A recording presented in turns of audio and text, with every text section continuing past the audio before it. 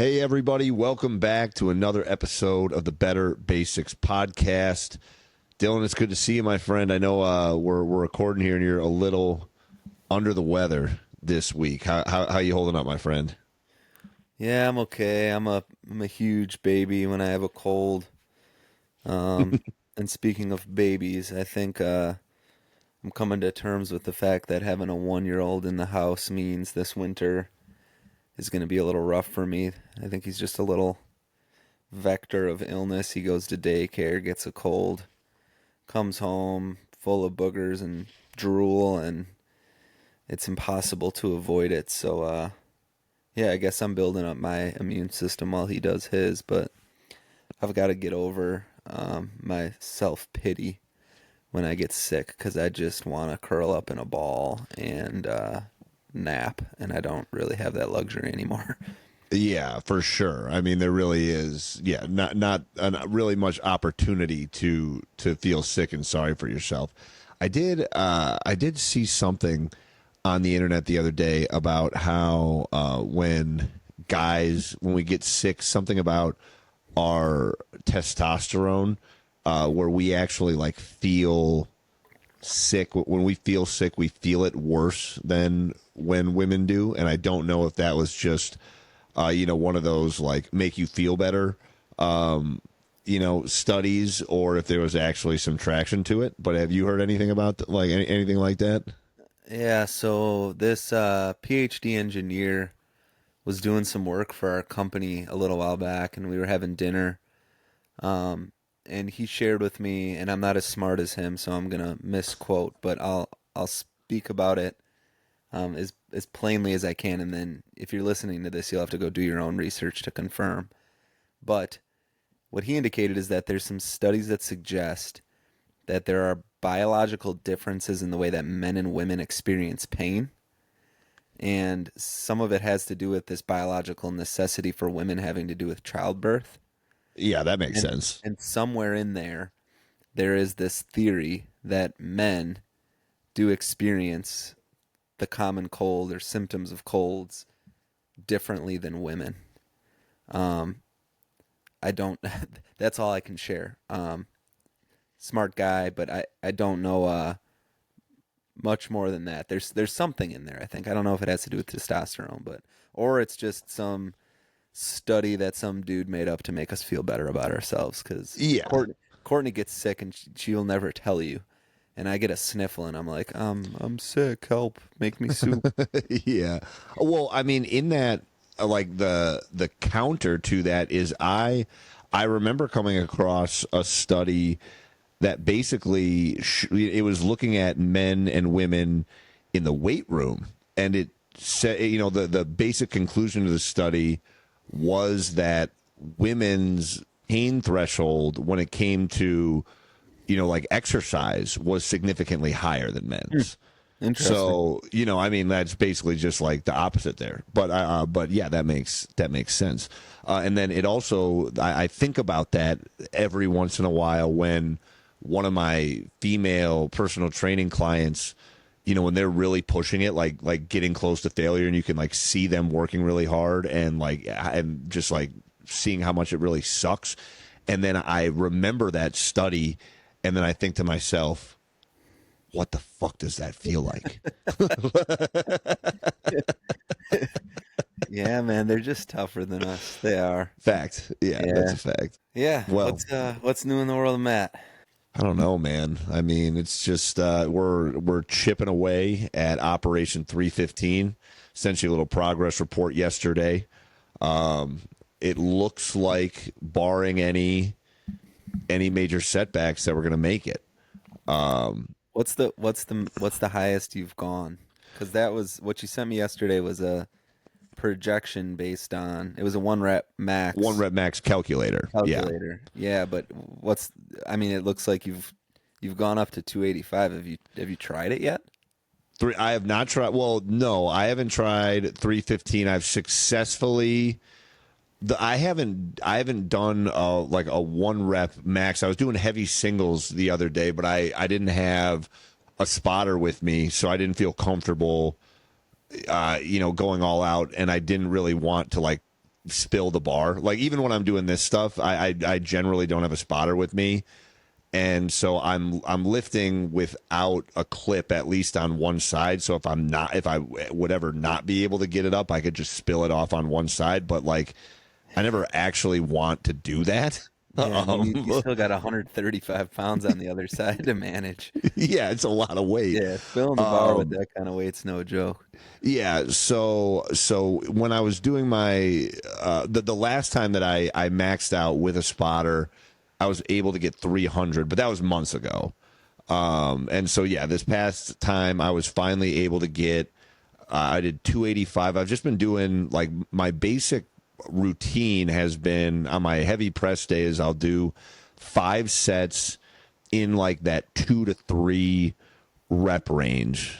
And this was the first time that I tried 285 for 3 reps, which, depending on these 1 rep max calculators, like the Everfit app, which I've been using, that puts me at 314. The one that I sent you had me at 311. So I think in the next week, well, actually, I mean, with Thanksgiving coming up, you're on the clock for max outs, for Thanksgiving Day max outs with your brother-in-law. So Yeah, I might have to do something similar next week just to see where I'm at with it. But it's close. It feels good. yeah, man, you're probably right there. You should just wait for the day where you wake up feeling really good, have that extra cup of coffee, and go get it. Yeah, yeah. Yeah, I think that's a good plan. But yeah, now it's kind of exciting because now it's like, what's the next goal? yeah. If I get this one, where do I go next? In my head, I really want to dunk. I was just gonna say, I want you to dunk a basketball. That's so weird. I would love. Ben Patrick, knees over toes guy, has gotten me really like pumped up about that idea of like jumping, later in life. I'm 30, 33, like, but jumping and improving your vertical after the age of 18. And now that, Archer's playing basketball, I'm spending a lot more time around basketball again. The thought has crossed my mind. So we'll Oh man, see. when you're It'd be pretty coaching those cool. kids, if coach showed up to the gym and dunked the basketball, that'd Well, be so yeah, I bad. mean, they're going to be, yeah, it'll be next season for sure. Still, Yeah, maybe. Well, there we go. So maybe that might be the tentative one. Let's transition to our hot topic of the day.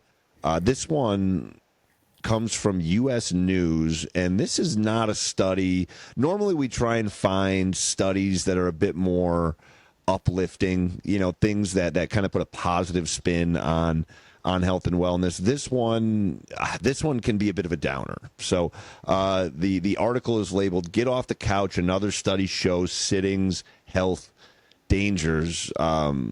All right, Dylan, why don't you talk to us about this one? yeah, the title is not very uplifting. I think the message that we can take out of it is, because I think the remedy to the danger here is pretty simple. Yeah, well, Um, that's true. it's free. It takes really not that much time. So, um, it was a study looking at the impact of sedentary life, of sitting, and it found that time spent sitting or reclining or laying down during the day had an impact on increasing the risk of heart disease and death. And so the threshold that they've sort of landed on here is about 10 and a half hours. So more than 10 and a half hours of sedentary behavior, sitting, laying, was significantly linked with heart failure and heart related death. And I think that the interesting kind of twist on this, we already know that sitting is not great for us. Um, but this was true for people who were getting the recommended amount of exercise beyond sort of the sitting itself. So they're sitting more than 10 and a half hours a day. They still may be working out, 3, 4 times a week in addition to that, but these heart risk impacts were still there at the same level as somebody who wasn't doing the exercise. So it's really that sitting that they're finding to be really quite harmful for the heart. Yeah, and that's I mean that's the most important takeaway from the study, because I think a lot of times we think if we're getting that 120 to 150 minutes of that like moderate to vigorous physical activity a week, that we are really cutting down a lot of those risk factors. And this just goes to show that even if you do kind of have that weekend warrior mentality, there's still a ton of benefit to being mobile throughout the day. And I guess you're right, where the thought is kind of doom and gloom, but like really if you think about it, they said 10.5 hours a day is the threshold that you mentioned. And this is not including sleep. So this is like waking hours throughout the day. And now I understand, a lot of people, if you're working, like a 9 to 5 desk job, you're sedentary for the majority of that time. But as we've mentioned, multiple times on the podcast, one of the easiest ways that you can just integrate movement into your day and into your work, and incorporating that better work-life balance is kind of getting that time blocking techniques, workout snacks, setting a timer and giving yourself an opportunity throughout the day to get up and move around. And this is just like further motivation to make sure that you get that done. Yeah, the Pomodoro technique is so good. Yeah, I love that. Like you really lock in for a period of time, but once that timer goes off, you get up and you move around. It could just be a walk to the bathroom if you're in a building with stairs, walk up and down the stairs a few times for 5 minutes. But 5 minutes every hour, every half hour over the course of a 8 to 9 hour day adds up pretty good. So, yeah, there's certainly ways to kind of mitigate this. It can be so easy though to wake up, shower, get in the car, drive to work, sit down at your desk, be there all day, come home, eat some dinner, sit down on the couch, and that 10.5 hour threshold gets hit pretty easily. So this was a referencing a study that was done recently. There was a study done previously in another journal, PLOS1, and it found that found sort of similar results. It looked at 90,000 people in the UK, and the average time sedentary in a given day was 9.4 hours. And after an 8-year follow-up, those at the average time had these minimal kind of increases in risk for heart disease, irregular heartbeat, heart failure, etc. But this study also found that at 10.6 hours of sedentary time, all of those risks increased pretty significantly. So anything you can do to get under that 10.5 hour threshold, when combined with structured exercise, is going to be really important for your overall health and your heart health especially. Yeah, no doubt. And I think if you are somebody that works from home, you do have a relatively sedentary lifestyle, this is that huge call to action to find those changes. Like we have talked about the Pomodoro technique, time blocking, but also things like standing desks and walking pads, and there's all these things where even if you are somebody that does have to be on a screen in front of in one place for an extended period of time. I mean, even how many jobs now are we on these calls, these long calls where you could be just walking around. You don't even have to necessarily you don't have to be sitting in one place. So it is really important for so many reasons. Beyond even just like these, like the heart disease stuff that they're mentioning here, but I mean, just as far as healthy weight is concerned, and just keeping everything, like there's so many different aspects of health that that can be benefited by this regular movement. So something that we obviously are encouraging everybody here, and if you're listening to this show, obviously you have the motivation to live a healthier, happier lifestyle. So, just finding those ways that you can be more active is going to benefit you so many ways. Dylan, we've got a new Worth It this week. This one is my product. Not personally, I didn't invent the product. I wish I did, but this is something that goes along with something that we talked about a couple weeks ago. We recently just got a SodaStream, and for those of you that are unaware, been living under a rock, SodaStream is this little device that sits on your countertop that makes seltzer water. It's freaking sweet. If you are a seltzer water fan, it's a pretty cool thing to have in the home. We are a huge seltzer family. Where we could go through. We were big on before we got the SodaStream. We were big on like the polars, and there are we'd go through there. I think those are 8 packs. We'd go through 3 8 packs in a handful of days. Like under a week, easy, and that was conserving. So the cool thing about the SodaStream is we just fill it up with our filtered water.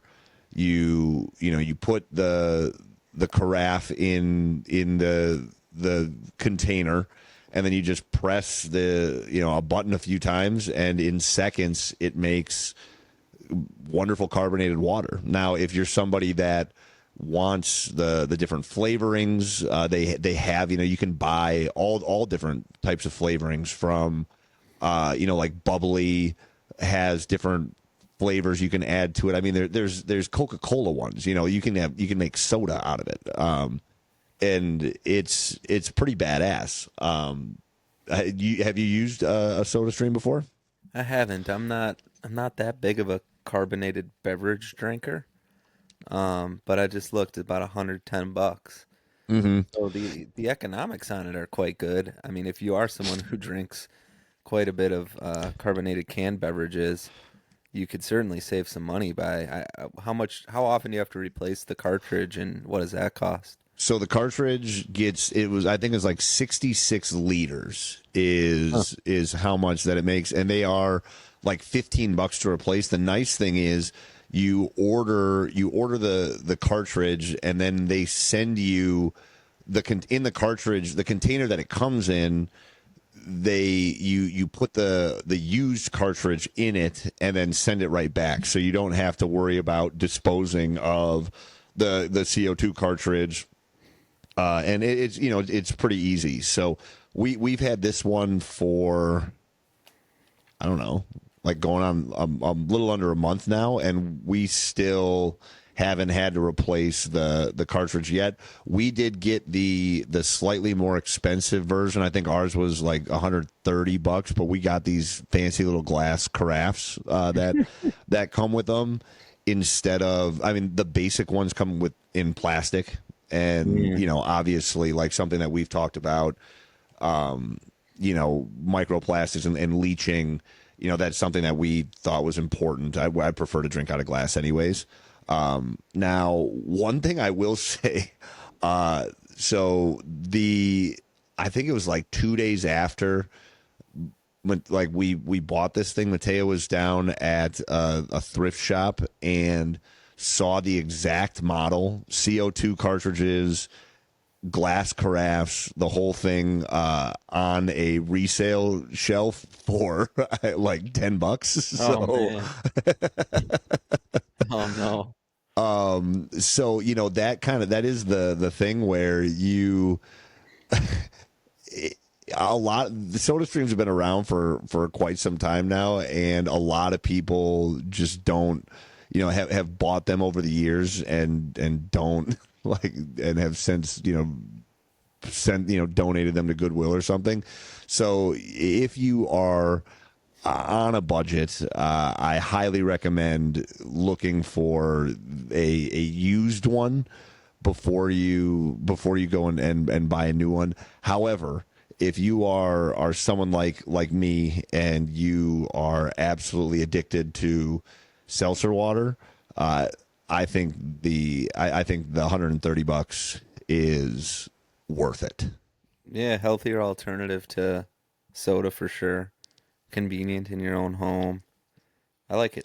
Yeah, Oh, worth and it. it's luxurious, man. Let me tell you, there's something about making your own seltzer that just makes you feel like a king. Yeah, and So, if you're craving a cocktail oh and well, you so don't that actually want that to run out and is get a mixer. the yeah is something that as someone that likes to play bartender, I'm having a lot of fun with that too. So, yeah, I think it's pretty badass. Cool. All right. You ready to get into the main course of the episode? Let's eat. All right. I like that. This week, we're talking about our worst fitness mistakes and what we've learned from them. So we're just going to go back and forth. We haven't even I haven't talked to you about your list. You haven't talked to me about mine. We're just going to go back and forth. I'm assuming there's going to be a lot of overlap on some of the mistakes that we've made, but we'll just go back and forth until we feel like we've hit enough mistakes for the people to realize just how big of idiots we've been in the past. So why don't you kick us off, Dylan? What do you think the big? Well, maybe not even the biggest, but we'll just where do you want to start? Yeah, it was fun to sit down and reflect on this. The list is long. I think part Yeah, of it, part of the impetus for this podcast was us recognizing all the trial and error that we'd experienced in our health and fitness journeys, and felt like we were finally in a place where we were really confident in what we were doing. We were confident in our ability to assess information and act on it, and had fucked up enough and overcome those yeah, failures to be confident in talking about them. So um, there could be some overlap, but I think my list is long enough that if you say something that's on my list, I have something else to throw in there as well, and yeah. we could do this Agreed. for 4 hours. So um, the first one that came to mind, I remember being living in Nashville, and I was doing a lot of HIIT training, high intensity interval training, way too many days a week, and frequently doing it outside in on the back patio in Nashville. So a lot of stress, like moving weight heavy in a very short period of time with very minimal rest outside in the sun, 90 degrees. And at the same time, I was eating really low carb intentionally.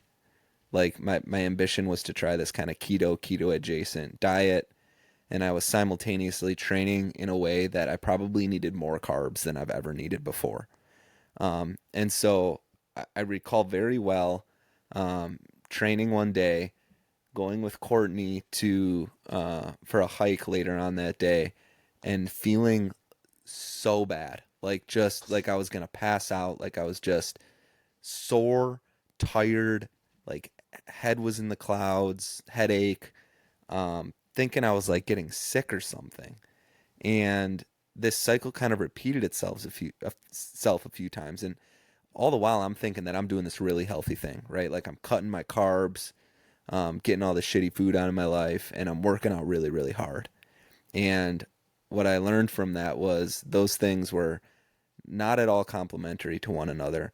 Both on their own, probably not the best strategy, but in combination, borderline dangerous. And so I looked at that, I started to assess it, and it was really then that I made this pivot into more of a strength training focus, and added the carbs back into my life and started to feel a whole lot better. So, low carb people are interesting because we're all very different in the way that we actually process carbohydrates. Some people can get away with less than others, and I think that I'm a person who probably requires a bit more carbohydrate than some people. And so, yeah, it was a shitty period of time in my life, and I thought I was doing something so good, and I just had to listen to my body to realize that I wasn't. Yeah, there's like so many good like dumbass nuggets that are there. And because it's the first thing is like doing too much, right? Like Yeah. the like focusing too much on high intensity interval training, like the hit style training, like that in and of itself is is a mistake that a lot of people go down because it's convenient. It is something that you can do relatively quickly. You were doing it at home on your back patio, so you don't even really need a gym membership, minimal equipment.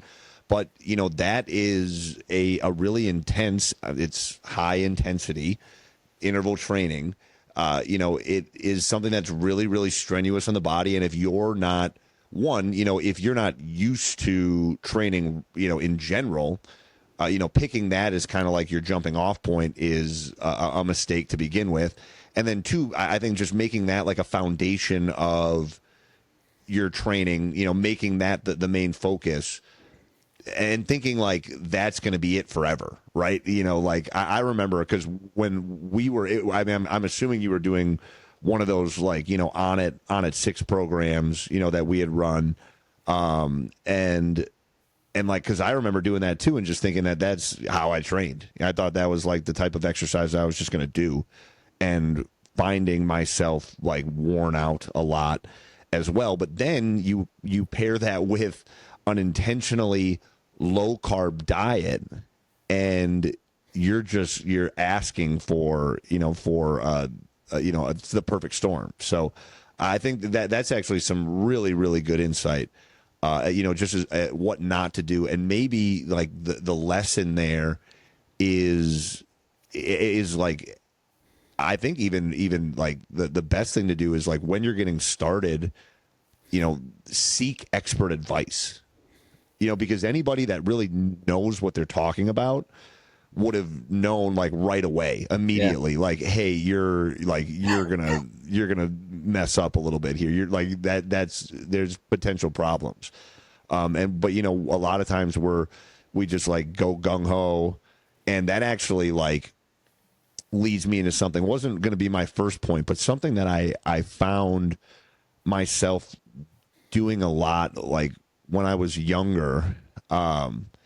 And that was not asking for help.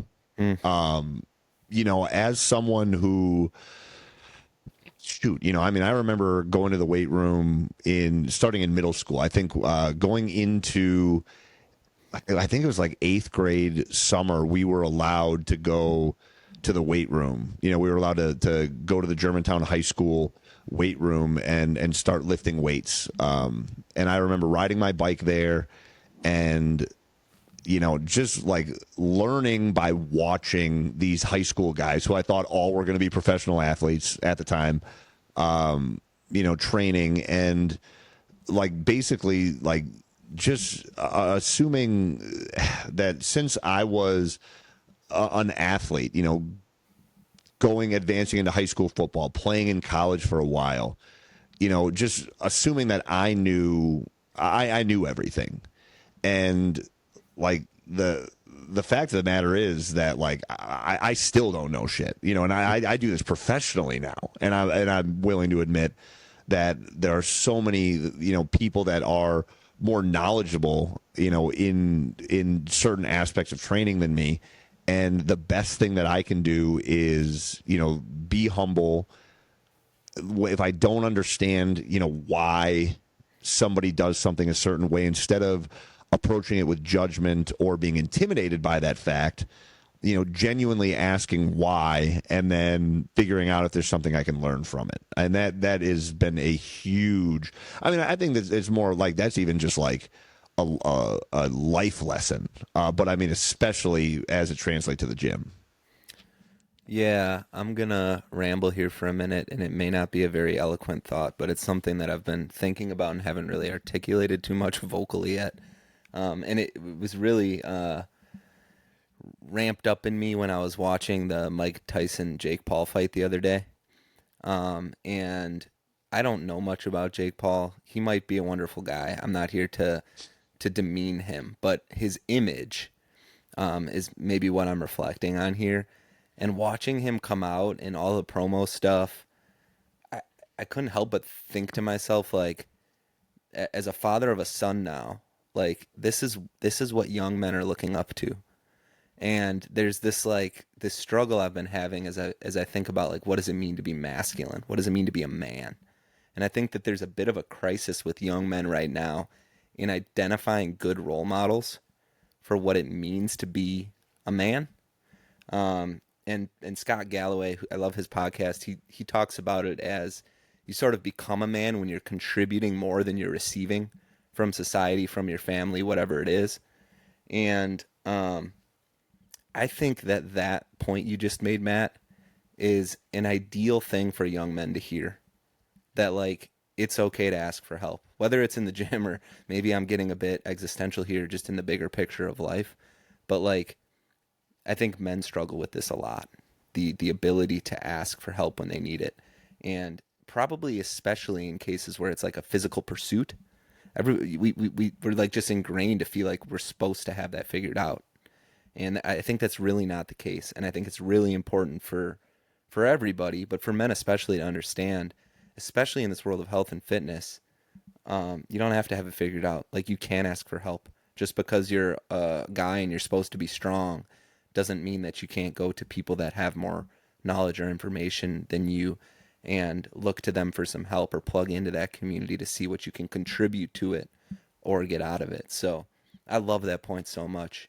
I'm thinking about it in a much broader perspective, but yeah, man, we all need help, and people also get purpose out of being asked for help. I think about that a Totally. lot Yeah. too. Like you should ask people for help more because it gives them a purpose as well. We have there's friends that I have where I often think to myself like, you seem like you're struggling sometimes, and I wish you'd ask me for help more often. It would make me feel better about myself. Or a lot of times where people are just so hesitant to ask for it because they feel like they're going to be a burden on someone. And I feel like that is so very rarely the case. So, yeah, man, really good point. No, Uh, that was a great. I mean, that, I think that you what you said there was awesome, and we could honestly, like, we could go back and forth on that for the rest of the podcast. So I mean, I think we can save that can we you can we know. both just agree that we wanted to see Mike Tyson knock out Jake Paul? Yeah, well, I mean, 100%. But I think we can both agree that I mean, if you had any sense, you knew how that was going to end. There was a hell of a lot more money in it going the full 8 and Jake getting his hand raised at the end. No doubt. All right, the next one I have here is there was a time in my life where I was spending $200 a month on supplements. Oh yeah, this is a great And one. um, looking back on that now, it is nuts. Most months I'll spend maybe $30 a month on a bag of whey protein and $10 a month on some creatine. And beyond that, and when I'm talking supplements here, I'm not really even talking about that. Maybe the creatine a bit, but like whey protein, I almost think it's just like a food source because I essentially use it as a component or an ingredient to a meal. So I had this list. I think I shared with you a while back, and it was literally like a spreadsheet of the stack that I was taking, and some of this stuff was just, and I was only taking it because I was influenced by somebody on social media into leading me to believe I had some problem that their supplement was going to solve, and I got into this cycle where like I thought I had all these problems, and then I started to reflect on how unhealthy that was. Like without evidence, I was led to believe that I was problematic, that there was I was deficient in something that I may or may not have been, but without any additional information, I trusted somebody because they had a prominent platform on social media, and I thought they were funny or cool, and so I spent all of this money on these things that never made me feel any better or different, right? So I'm talking like everything from powdered mushrooms to magnesium complexes to omega 3s to glutathione to N-acetylcysteine. I've got the list here. Curcumin, you name it, collagen. So digestive enzymes, like a lot of these things that our bodies do on their own. When you start to supplement those processes, you, you, there's a risk that you start to prevent your body's natural ability to do it in some cases with things like digestive enzymes. Um, but also, you should just be getting from your food. Like, if I was eating healthy carbohydrates while I was doing this, I would have been getting the micronutrients that I needed. And so I look back on that now and think about all of the money that I flushed down the toilet, but not only the money lost, but just like the peace of mind, the stress that it caused, the place that I was coming at it from, where I felt like I was bad or deficient. Whereas now, I look at any time I'm going to supplement, I look at it as very supplementary to an already healthy whole person. And I think that's a much more healthy place to come to it from. And if you're ever spending that much on supplements, it better be like doctor prescribed, because otherwise you're wasting your money. Yeah, I think the big thing that is important to remember when it comes to supplements is that it is the Wild West. It is a $1 billion industry that has very little regulation. The FDA cannot, unless they can go back, and if a product has been deemed, ineffective or but realistically dangerous, that then they can step in after a product has gone to market and and do something about it.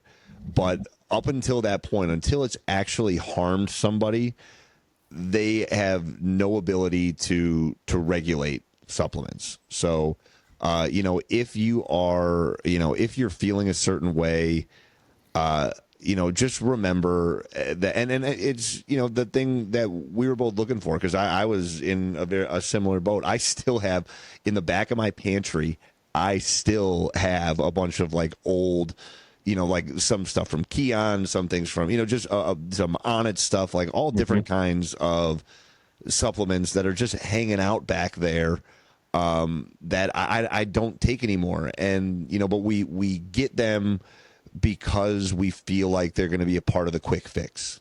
And that is, I think, the broader point with with this is that there is no magic pill, there is no silver bullet. Doing the work in the gym and dialing in your nutrition and taking care of your mental health, because that's such a huge component of it too. And making sure that those things are in order, moving the big rocks, and then from there, then you can start to, as you said, supplement and fill in some potential deficiencies.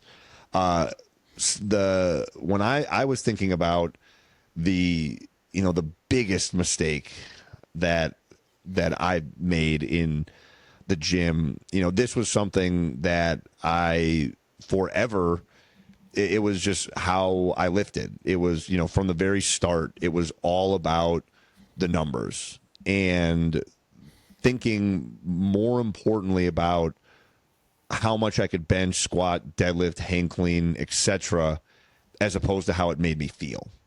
And, I remember as a kid, feeling pain in my knees, feeling pain in my low back, feeling pain in the shoulder, and thinking, good, that means that I'm really pushing myself, and, prioritizing the number and, PRs and getting on the, the strongman board, in the high school weight room, over how my body was actually reacting to the exercises that I was doing. And, it has taken, it took not being able to bench for a long time because of shoulder pain. It took not, being afraid of barbell back squatting because of pain in my, in my hip and low back. It took these things being taken away from me to understand that there's so much more to fitness and so much more to strength than what the the max number is. And the other thing that I think is really interesting is if you ever listen to professional athletes, football players, basketball players, if you listen to them, get interviewed about their training, and somebody asks them, well, how much are you benching or how much are you squatting, this and that, the majority of them will say, oh, I don't know the last time that I heavy benched. I don't know the last time that I heavy squatted, unless you're Saquon Barkley or Jalen Hurts. And, there's like, everybody knows how much those guys squat. But, I saw an interview with, Gronk, where he said that he didn't barbell back squat his entire NFL career because of surgeries that he had on his back when he was in high school and college. So you can be a really high level athlete and have a great physique as well, without having to lift heavy, and actually, finding out that sometimes going lighter is actually going to benefit the physique even more in the long run. Yeah, man, I'm living this right now. I lifted too heavy for way too long, and some of it was a symptom of skinny guy syndrome. I was always pretty thin, and so when I first started getting into strength training, the ambition was to lift weights that made me feel like I'd accomplished getting strong and like I belonged in the gym. And as a person who's now been consistently in the gym for a decade or maybe a little less, I realize how silly that is. Like, I don't care what anybody's lifting. In fact, some of the strongest people you see in the gym, like aesthetic wise, are lifting not that much weight, but they're doing it with really good form, really good tempo, in a specific rep range to achieve a specific goal. And really, the worst outcome of that for me was it limited my progress significantly, especially with the bench press. I benched way too heavy, and as a result, I overactivated my shoulders, and it really limited my ability to build my chest. And I'm talking years where my chest sort of just lagged behind the rest of my body. And, I tried more volume, I tried more frequency, I tried heavier and heavier weight. And the thing that worked was taking the weight way down, checking back in with that form, getting the lift out of my shoulders and into my chest. And it, like that, changed pretty quickly for me. So, yeah, lifting heavy can be, it can be fun to lift heavy. It can be fun to have that goal. I mean, you're, says the guy who's going for a 315-pound bench press, but for a season and with a certain, ambition, with a know-how that you have, that makes a ton of sense. But it's not what you're doing regularly. It's not, it's just a specific goal for you. And those specific goals can be fun and good, and I have them too. But the majority of your training should be very much more about the other things. Yeah, and the reason why I'm at a place now where I can chase after that goal is because I built it all back up. Yeah. Like I said, I stopped bench pressing in college because it hurt my shoulder, and I didn't start again. I didn't start doing barbell bench press again until really until I started, until I became a personal trainer, until like 5 years, just under 5 years ago.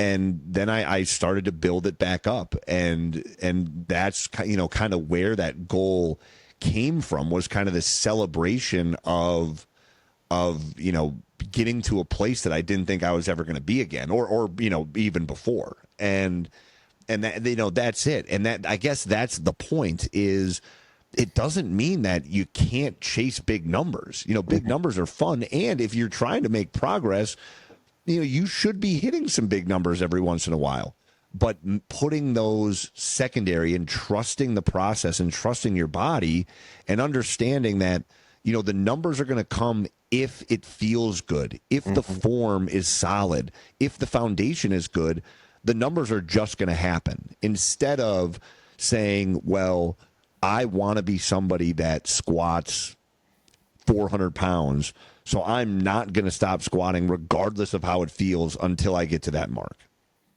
So well said. Yeah. The next one that I have here, maybe we'll do one more each, is I lifted weights without tracking my progress. Oh, yep, that was one of mine for sure. I mean, I had a Y membership for most of my 20s, and I would just go to the Y, pick some exercises, do them, go back the next day, do it again. That would go on for a few weeks, and then I would just get bored, stop, not stay consistent. And so I think that what I learned is that tracking progress helps for a few reasons. One, it means you actually progress. So that can work for a little while. Like, you can get a little stronger just kind of randomly hitting the weights. But if you truly want to get stronger consistently over time, it's really important to find a program, to ensure that it's structured in a way that leads to progress, where maybe the rep ranges are manipulated over time or the types of exercises you're doing are manipulated over time, because consistency is key, but some element of novelty when programmed correctly is also important. But it was also really, really beneficial for building that consistency, for making it sustainable, for sticking to it over a long period of time, because I had my program, I had my log to track, and my only job was to show up and do what it told me to do and write down what I accomplished.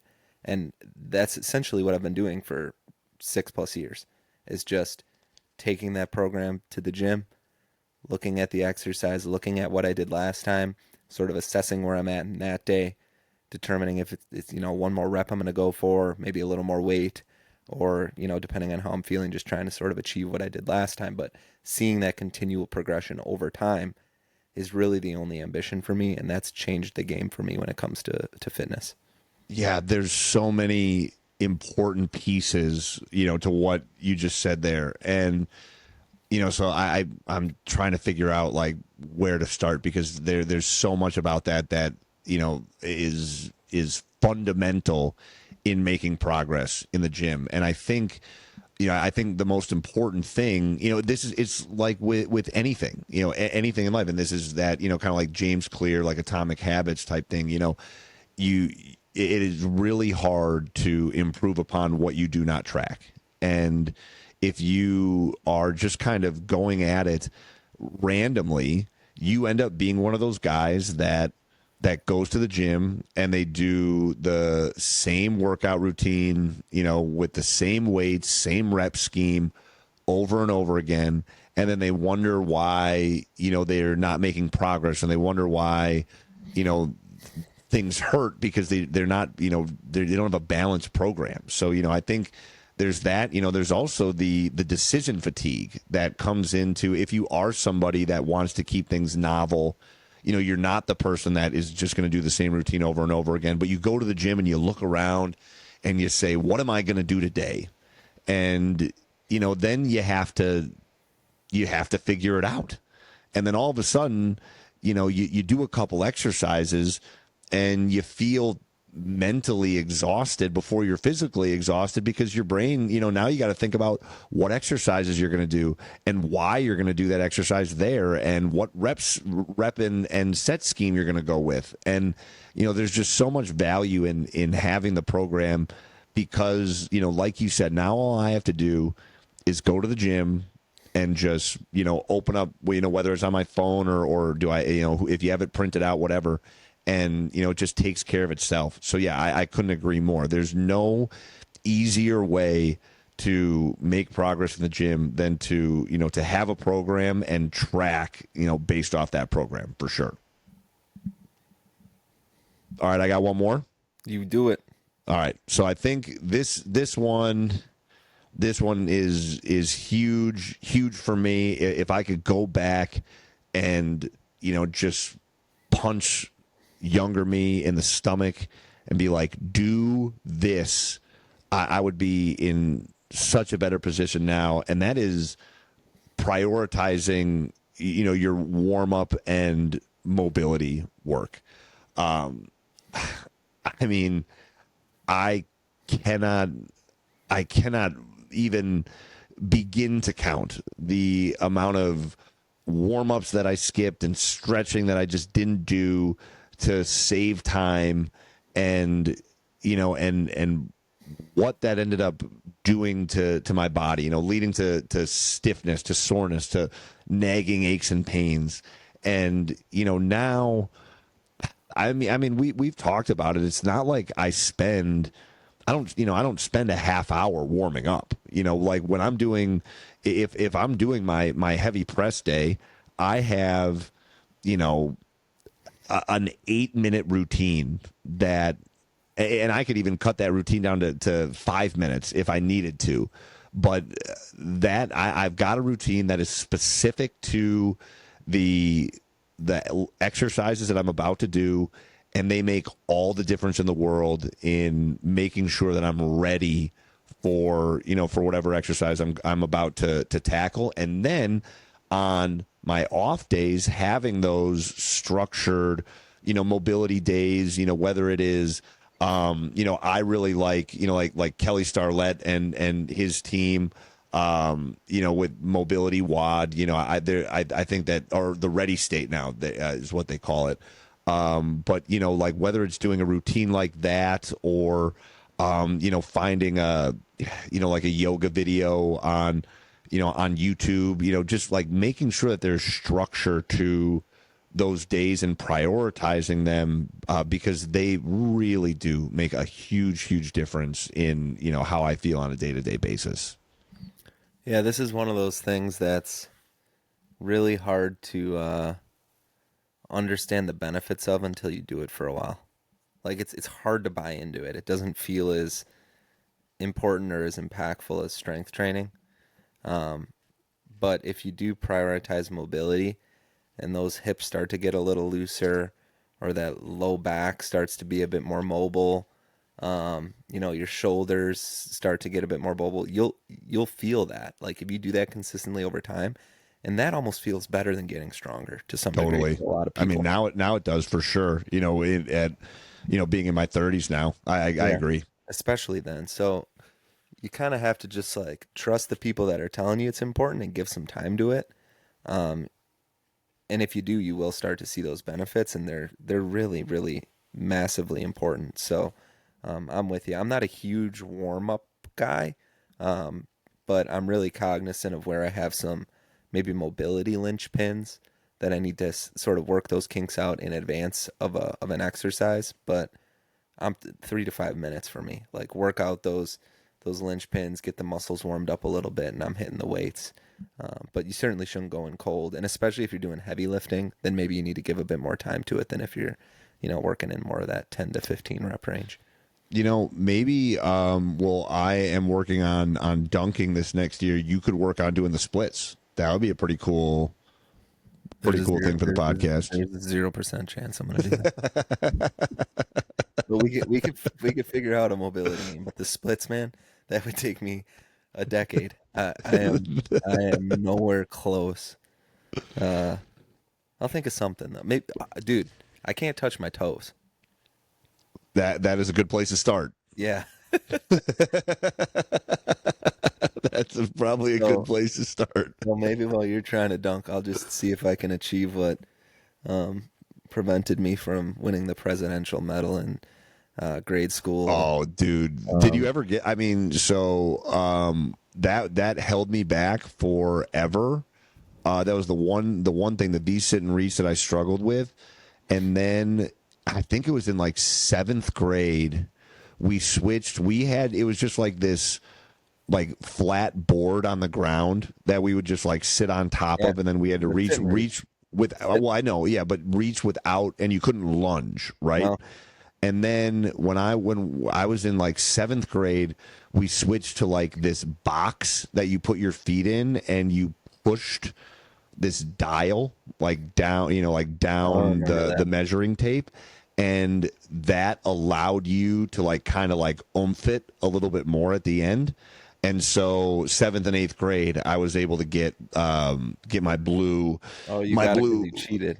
my blue. No, I didn't cheat. I didn't cheat. That was just what we were allowed. We were Well, I allowed never to had that. do. I never had that technology. So, I don't think if I did, I would have made it. I've always had really tight hands. Oh man! All right. Well, that was fun. Yeah, I think that was a good conversation. And honestly, it's something that we could probably bring back again. we Because can and we should. Yeah. I still have so many Oh man, more me too. things on my list. All right. Yeah. We'll bookmark it. All right, let's transition to our Q&A. Today, this one, I got it for us, Dylan. It is from somebody who reached out and said, I'm strength training 2 times per week and making progress week after week, but I'm not feeling all that sore a day or two after the workout. Am I working hard enough? And this is one of our this is a basic muscle user, by the way. So they're running basic muscle. They're doing it 2 times a week, and they're not feeling all that sore but making progress week after week. Are they working hard enough? So they're seeing progress and they feel good. Yeah. Yet you're fucking killing it.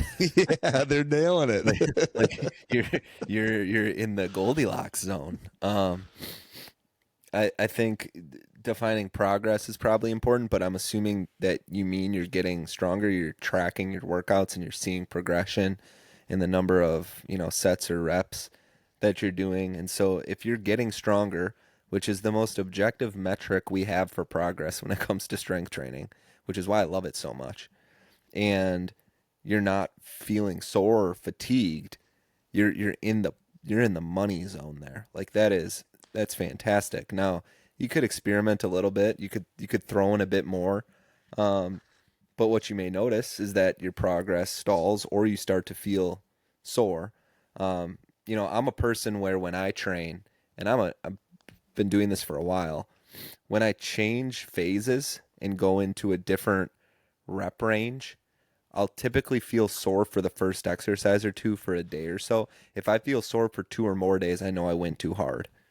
And after that, for the remaining, 4 to 6 weeks of that phase, I very rarely feel sore. If I do feel sore, I know that I've probably overdone it a bit. So soreness is not really a good indicator. You should feel it every once in a while, maybe, but the progress, the strength, the getting stronger is a much more important thing to pay attention to.